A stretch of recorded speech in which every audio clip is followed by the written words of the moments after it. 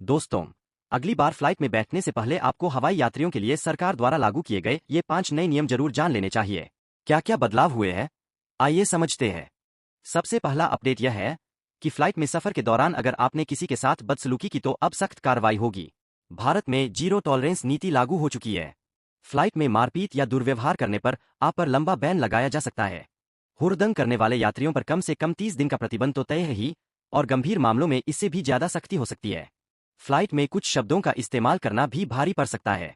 बंदूक, चाकू, हथियार, विस्फोटक, ड्रग्स, इंजन फेल जैसे शब्दों से डर या अफरातफरी फैल सकती है, इसलिए इनसे बचना जरूरी है। ऐसे मामलों में कानूनी कार्रवाई भी हो सकती है। अब नए नियमों के तहत विमान में स्मोकिंग करना, शराब पीकर हंगामा करना या इमरजेंसी गेट से छेड़छाड़ करना गंभीर अपराध माना जाएगा। दुर्व्यवहार की गंभीरता के आधार पर अलग अलग अवधि का प्रतिबंध लगाया जा सकता है। बदतमीजी या शराब के नशे में परेशानी खड़ी करने पर महीनों का बैन, जबकि गंभीर हिंसा या सुरक्षा से खिलवाड़ करने पर लंबा प्रतिबंध लगाया जा सकता है। अगर कोई यात्री गाली गलौज करता है, क्रू के काम में बाधा डालता है, अन्य यात्रियों की सुरक्षा खतरे में डालता है या विमान की सुरक्षा से छेड़छाड़ करता है, तो उसे विमान से उतारा भी जा सकता है। अब बात सामान से जुड़े नियमों की।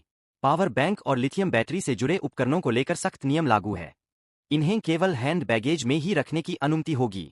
चाकू, कटर, लाइटर जैसी चीजें प्रतिबंधित है। सूखा नारियल, अधिक तरल वाले अचार, कच्चा मांस, मछली और पिसे मसाले भी सुरक्षा कारणों से प्रतिबंधित हो सकते हैं। एक और बड़ा बदलाव व्हीलचेयर सुविधा को लेकर है। जो यात्री चलने फिरने में सक्षम है लेकिन फिर भी व्हीलचेयर का उपयोग करते हैं, उनसे शुल्क लिया जा सकता है।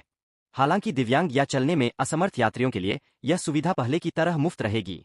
इन सभी नियमों का उद्देश्य हवाई यात्रा को सुरक्षित और व्यवस्थित बनाना है, ताकि यात्रियों को किसी तरह की असुविधा न हो। उम्मीद है कि हवाई यात्रा से जुड़े ये नए नियम आपके लिए उपयोगी साबित होंगे। जब भी नए सरकारी नियम या महत्वपूर्ण अपडेट आएंगे, हम आपको जानकारी देते रहेंगे। तब तक अपना और अपने परिवार का ख्याल रखें। मिलते हैं अगले अपडेट में।